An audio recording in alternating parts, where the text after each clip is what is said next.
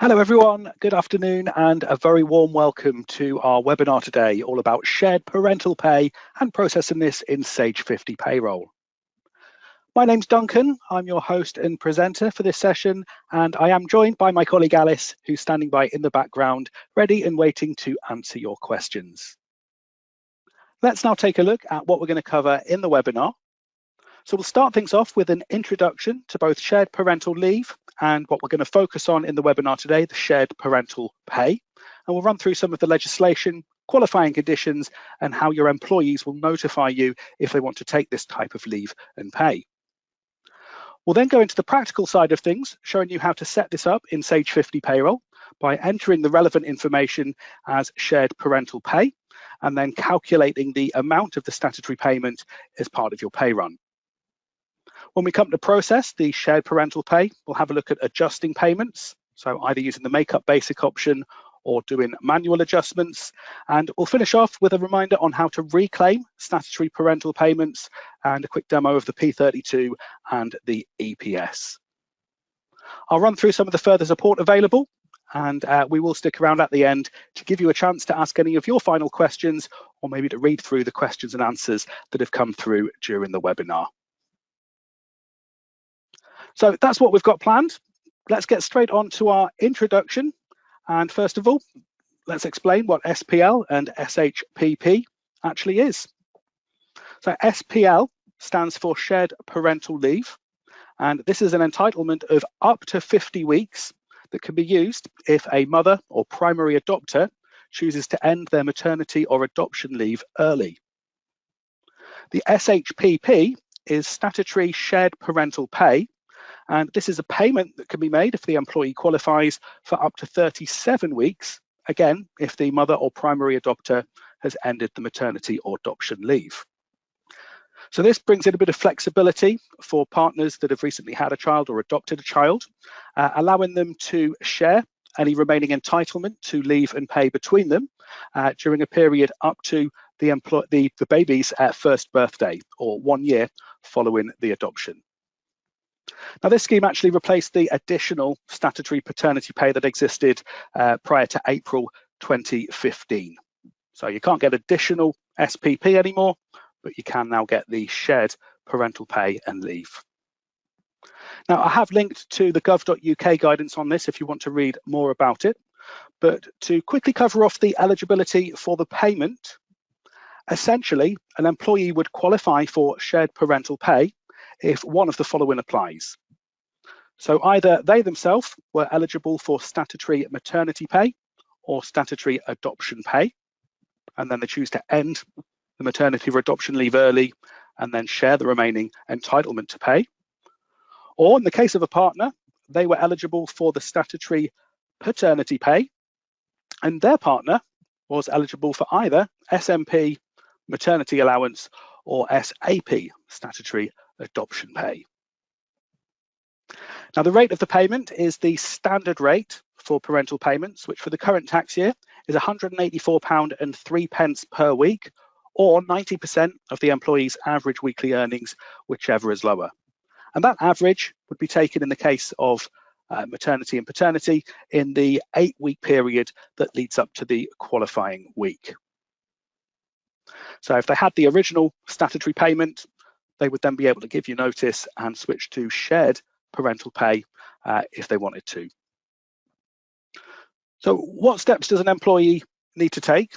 Well, first of all, the mother or primary adopter must end their SMP or SAP and either return to work or give binding notice of the date that they'll do this. And then between them, the parents will choose how they want to share their leave and pay, and then they would write to their respective employers, giving them at least 8 weeks written notice of their entitlement to the shared parental leave and pay and the dates at which they intend to take it. Now, because they've got up to the baby's first birthday to take the leave, they can give the 8 weeks notice before the start date of the leave, and it can be actually shared in blocks of leave. So a minimum of 3 blocks is the statutory entitlement, but you can allow them to take more than 3 separate blocks of leave if you wish to. So when would an employee take the shared parental leave? As I've just mentioned, it can be taken in up to 3 separate blocks. And because they're sharing the leave, it's really up to the parents how they want to take it. Now, there could be a period of time where they are off together, looking after the child. So they're both using shared parental leave and pay at the same time. Or it could be at different times to the other parent. So they're kind of tag teaming in and sharing the responsibilities kind of on their own. Now, to illustrate this, we've got a little chart there which shows you how it would work if the mother or primary adopter just took their maternity or adoption pay. So they would be paid for up to 39 continuous weeks, starting from the date they began their maternity or adoption leave. And the partner would typically take 2 weeks of statutory paternity pay, which can now be taken in separate 1-week blocks if they wish to, at any point between the baby's born on date and the baby's first birthday. But if they make the decision between them that they're going to end the maternity or adoption leave early, what they could then do is the mother or primary adopter could actually come back to work, and then the partner could take the remaining pay and leave at some point between then and the baby's first birthday. So this is how it used to work with the additional statutory paternity pay. It would just lead straight on from the mother's end of maternity leave. They could take some of the leave at the same time. So the mother, for example, could officially end her maternity leave, but then stay off work and begin shared parental leave. And maybe there's a period where that overlaps with the partner also taking shared parental leave and pay. And then maybe the mother would come back to work and the partner would use the remainder of the entitlement. Or they could, of course, choose blocks of leave, as long as they give you the 8 weeks notice before each block. So this could be blocks together, it could be blocks at separate times. And again, they might intersperse that with coming back to work or taking annual leave, whatever kind of best suits them in their particular situation. So that's how it could be taken. The way that the employee informs you would generally be using the ACAS templates, which are available to download. I included a link to that on one of the previous slides. So I'll just show you where you can find that. It's on the ACAS website just here. Shared parental leave forms and templates for parents. And in the example of maternity, there's a Word document that they can download. I have just here. And then there are up to 4 forms they would need to fill in. And depending on whether both parents or just one of the parents are taking the shared parental leave, it'll tell you which of these specific forms would need to be completed. So the first one is the notice that they're ending the maternity or adoption leave early. The second form is if the mother or primary adopter will be taking some of the shared parental leave and pay. The third form is filled in if the mother or adopter is not taking any of the SPL. And the fourth form is for the partner to give to their employer, and that notifies them that they're going to be taking some shared parental leave and pay. Now, of course, the employees don't have to be employed by the same employer. They would give the relevant notice to their own individual employer. And as long as they've provided all the information needed, so the information about the entitlement they have and when they choose to use it, the respective employer can then set that up, pay it through their payroll and reclaim it. So there is a link to that in your slides. So that's just a little bit about the theory. Let's now have a look at some of the practical side and explain how to set this up in Sage 50 Payroll. It's actually relatively straightforward once you have all the information you need. So I've put together a simple kind of flow chart on how you would set this up. So first of all, in the case of the mother or primary adopter, in your payroll software, if you're the employer, you would need to enter the SMP or SAP return to work date. So that's the date that they either come back to work or would have come back to work if they weren't then immediately taking some shared parental leave. And for a partner, you would just need to check that the original statutory payment that they qualified, the details have been entered. So that's for statutory paternity pay or SPPA in the case of adoption. Once you've checked the original statutory payment, you can then enter the shared parental pay details. So this includes confirmation that you've received the declaration from your employee, the number of weeks available to share, the number of weeks being taken by your specific employee, and the partner details, so the name and national insurance number. And then the third step is to enter the dates of absence that the employee has chosen to take. So you would do that on the absence diary. You would choose the shared parental absence type, and you can enter that as from or to, or you can even select the dates on the diary and enter them that way. So I want to show you this process now. So I'm going to bring the slides down and make this full screen for you. Bring that down as well. And we're going to start with an employee who is a partner. Their partner doesn't work for us, but they have decided to end their maternity leave early. And they do have some remaining entitlement that they intend to share with their partner, and the partner is actually going to take all of the entitlement to the pay. Now, quick look at the forms that were filled in by this couple. So they would have filled in form 1.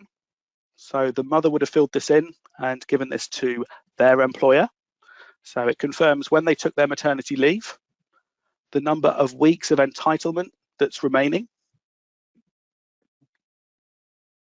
Sorry, the number of weeks of entitlement that was used, and then kind of the dates that they would return to work. The second form hasn't been filled in this case because the birth parent or mother is not taking any of the shared parental leave. So instead, she's filled in form 3, and she'll give that to her employer as well, telling them that only the partner is going to be taking the shared parental leave or pay.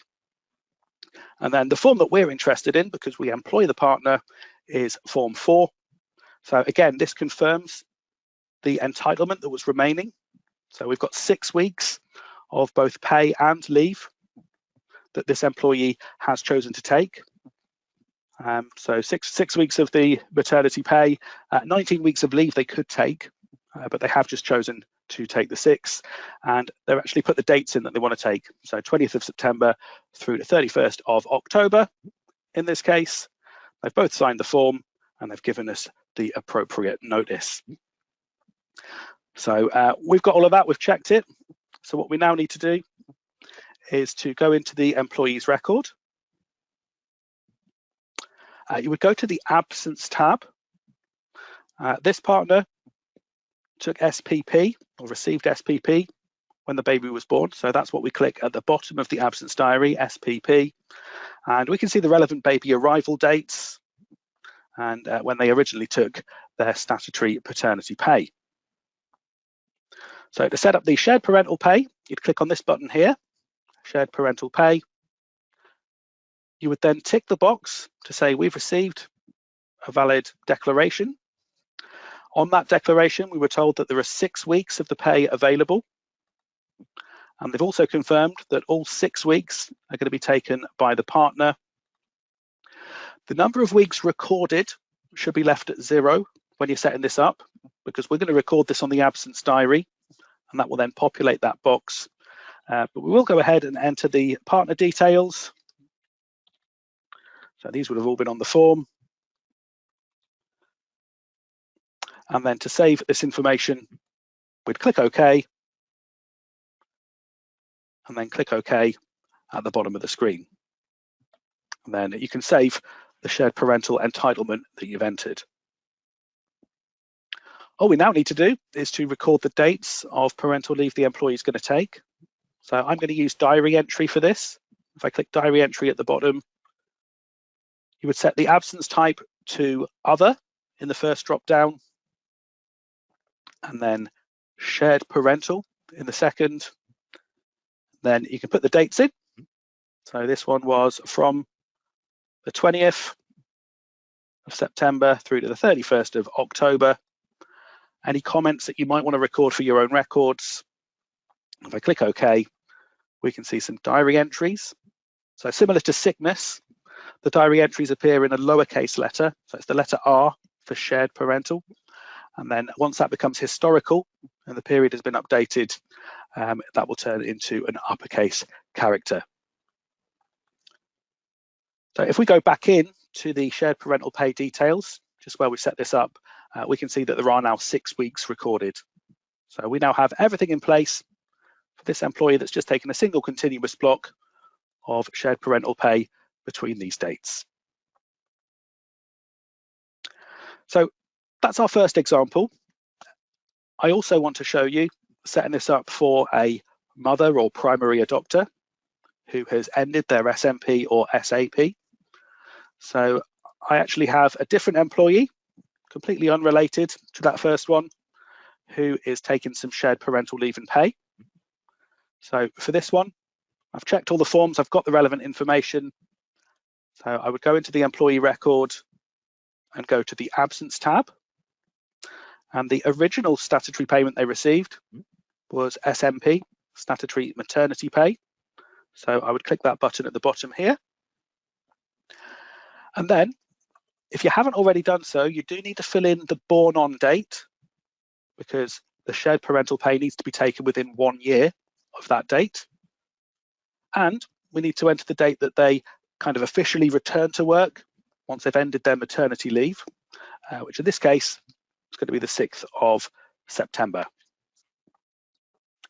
Now, as soon as we've got that information entered, it will then unlock the shared parental pay section. And because we processed the original statutory payment, we know that there are 33 weeks of the paid leave remaining. So they've taken 6 weeks, 33 is remaining, and that's the total amount of statutory pay that's remaining for that period. So we would click on shared parental pay, and we would tick the box to say that we've had the declaration. 33 weeks were available in this case, but the way that they're choosing to share it is that the mother is going to be taking 13 weeks, and her partner, who works for a different employer, is going to be taking the other 20 weeks of shared pay. So 13 for us to record, 0 recorded right now, because we're going to put that on the absence diary, and then we can put the partner details in, and NI number,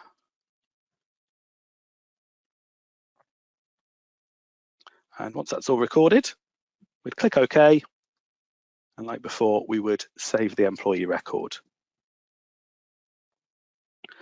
So the employee actually chose to switch straight on to the shared parental leave. So that's going to start from the 6th of September, the date they would have come back to work if they had ended their maternity at that point.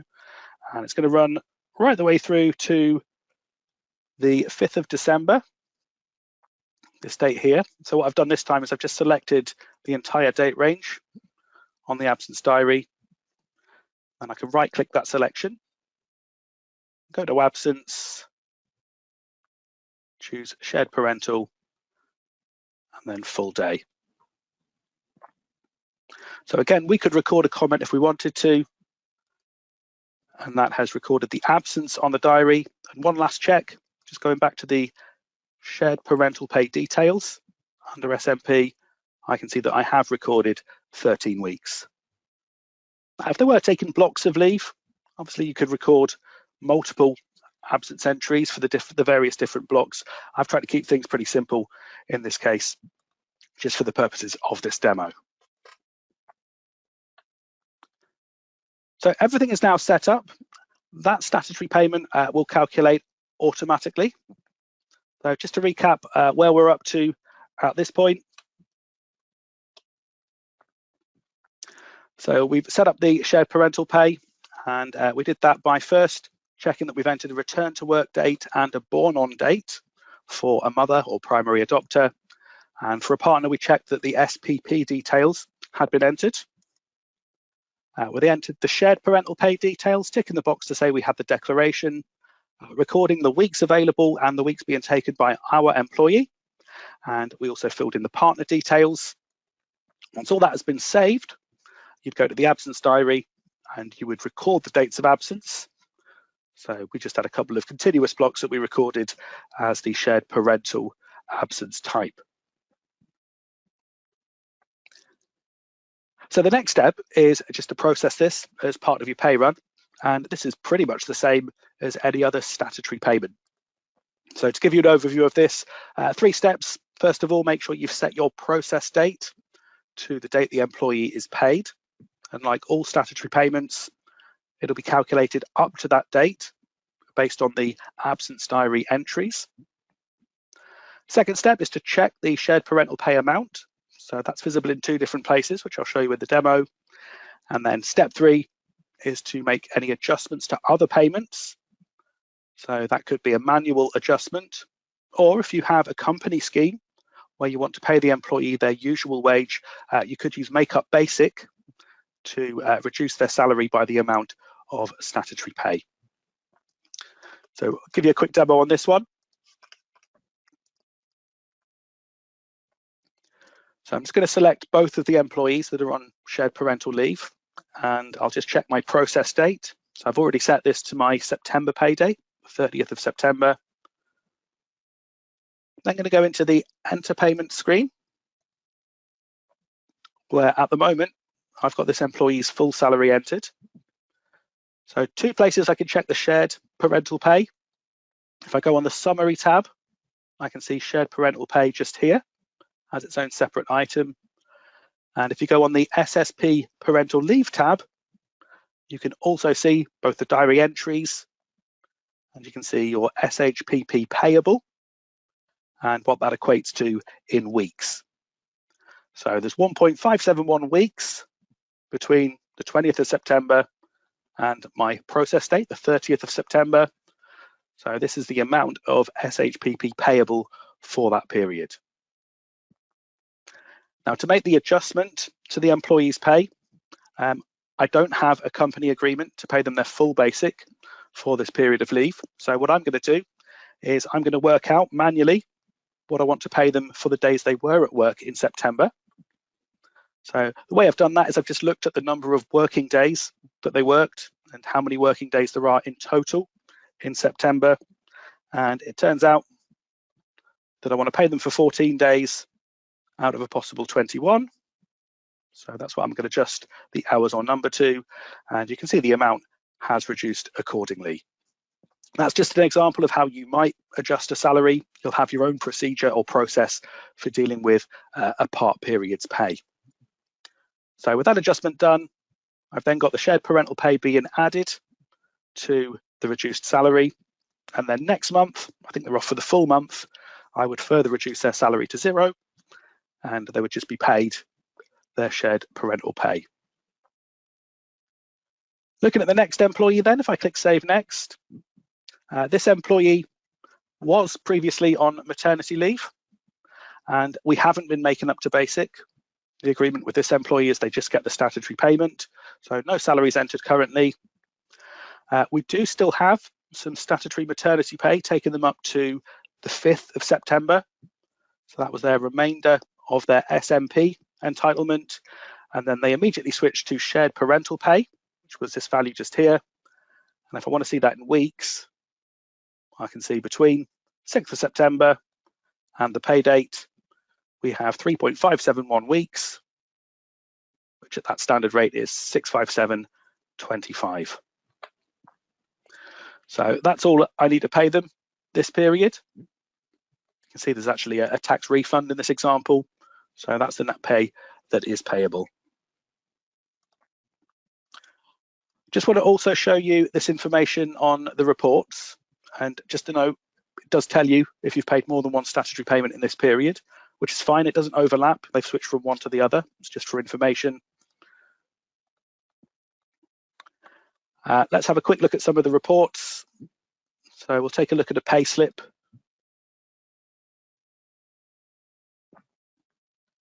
So with this being a parental payment, it appears as the parental pay item. So for the first employee, this was their shared parental pay that's being paid after the days that they worked. And for my second employee, notice that it doesn't split it out between maternity and shared parental. It's just giving me the total parental pay, which in this case is £900 and 25 pence.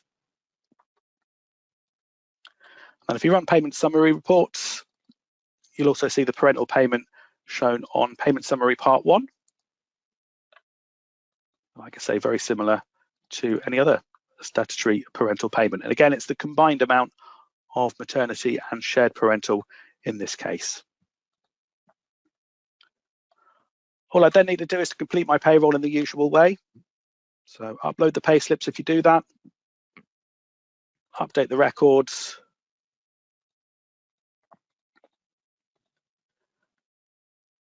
and then you can submit your full payment submission, and that will report the usual stuff: gross pay, tax, national insurance, and student loan. It doesn't report anything that you've reclaimed, so that's a separate submission that we need to do. But that is the payroll complete.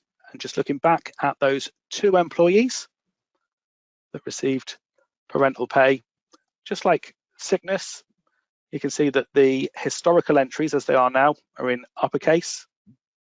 So R for shared, and same for this other employee. So it works very similar to statutory sick pay in that respect. So there you go, that's processing SHPP. We're just going to finish this off, completing the picture by talking about reclaiming that statutory payment. So by way of a reminder, any statutory parental payment can be reclaimed from the government. You'd get at least 92% of that statutory payment. Most employers would reclaim 92%. But if you do qualify for small employers relief, you would get the 103%, which also includes what's known as NI compensation. You'd usually qualify for small employers relief if your total Class 1 national insurance contributions were £45,000 or less in the tax year before the qualifying or matching week. And really important that you've checked if you're eligible for that. And if so, you've ticked the box in your company settings before you process any of these statutory parental payments. But hopefully you'd have done that before you process the original maternity or paternity pay. What you then need to do once you get to the end of each tax month is run your P32 report. So this is what tells you how much you need to pay to HMRC, but it also shows you any amounts you can reclaim. So what I've highlighted on that report is the SHPP recovered. And as a small employer, I'm also getting the NI compensation. That's how you claim it back. So you're reducing the amount that you pay to HMRC, but you need to report the recovery amounts, the recovery amounts as part of an EPS, an employer payment summary. So that's a monthly submission rather than weekly if you pay weekly. So you do it once a month, and you can do that to report any reclaim amounts. So we'll just give you a demo of that if you haven't seen this before. So I've completed my September pay run, last updated and last FBS date. It's now showing my September pay date. I'm going to use the quick links from the payroll tasks. So in this links section, I can get to my P32 report. I'm just going to check the tax month entered. So it is tax month 6 that I'm dealing with. And then if I just zoom in slightly, you've got your tax, student loan, and national insurance contributions that you pay over. And for this month, I'm reclaiming some statutory maternity pay, so 5 days worth at the higher rate. And I've got my shared parental pay recovered as well. So that reduces the total amount due. That's how I get the money back. But I do need to submit the EPS to report the up-to-date values for the year to date for what I've recovered. So to do that, I'm also going to use the link from the payroll tasks for employer payment summary. You can find that option on the e-submissions tasks as well. But if I go to employer payment summary, select the option that I'm adjusting the payment because I can recover statutory payments. We'll then confirm the tax month, the year-to-date recovery amounts. So the statutory maternity pay also includes what I recovered in previous months for this tax year. Shared parental pay, this is the first month I've recovered it, so it's actually the same as this month's values. You've then got the usual boxes for CIS deductions suffered, if that applies to you, and apprenticeship levy payments. And once I complete this wizard, I can then make the submission to HMRC. So they use that to apply the reduction in your liability. And then when you come to make your payment at the end of the month, that should all then tie up with the amount that was due on your P32.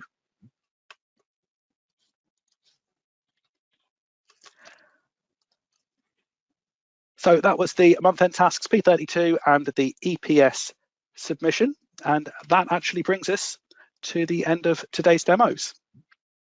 So we do have some time left of the allotted time. So if you do have questions that you'd like us to answer, now's a great time to pop those in the questions section.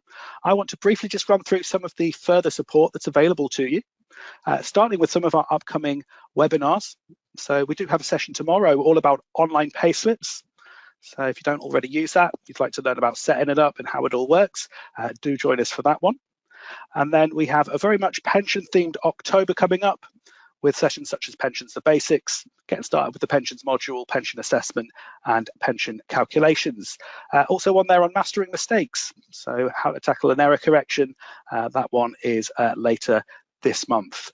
For more details to sign up and to view our recordings, do head to our website at sage.co.uk/webinars. Also want to let you know about an exciting new service that we offer. So as well as these webinars, if you're looking for something a bit more tailored to your requirements and you'd like a one-to-one bespoke training session with one of our Sage experts, this is now something that we can offer. So examples of such themes and the training, admin automation, pensions module. If you're a new payroll administrator, support with getting up and running with the software. Basically, we can provide what you need for your learning needs all on a one-to-one basis, delivered remotely. So if you'd like to know more about that service and you'd like a quote for a training session, do reach out to our email address at ukisageuniversity@sage.com. More support is available on our help centre at sage.co.uk/help, and you can access this within Sage 50 Payroll by clicking on any of the help icons. From there, you can search our knowledge base and read the support guides. You can see upcoming webinars. There's a webinars link at the top. And if you do need any help from our support team, simply choose the topic that you need help with and then click the Get in Touch link, and that will give you the best way to contact our friendly team for that extra support you might need. And finally, Sage University is another great free online resource for you. sageu.com is where you can create your profile. We have e-learning courses, online certification and bite-sized learning. So find your way to the Sage 50 Payroll learning path and see what's available. So like I say, we are going to use the remainder of the time to make sure we've answered as many questions as possible. If you are leaving us at this point, thank you so much for joining us, and we will be sending you a follow-up email later on today, so look out for that because it contains a link to the recording of today's session. As well as that, you'll be invited to take our webinar survey. So if you have got a few moments just to let us know what you thought of this session and perhaps any ideas that you might have for future webinars. We do read all of your comments, and it really does help us to make sure these webinars are as good as they can be to help you guys out. So with that said, I am going to go on to mute briefly, just to have a quick check on the questions, and I will return to say goodbye once we are ready to wrap things up. So I will speak to you soon.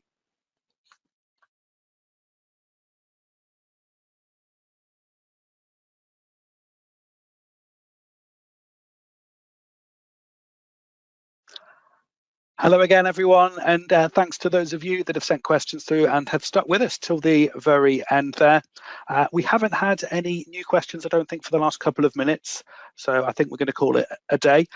Once again, thanks for your time. I hope you enjoyed the session. If you wouldn't mind completing the survey as you leave, we'd appreciate any feedback. On behalf of myself and Alice, thanks again for joining us, and we look forward to seeing you at some of our other webinars in the near future. It's goodbye for now.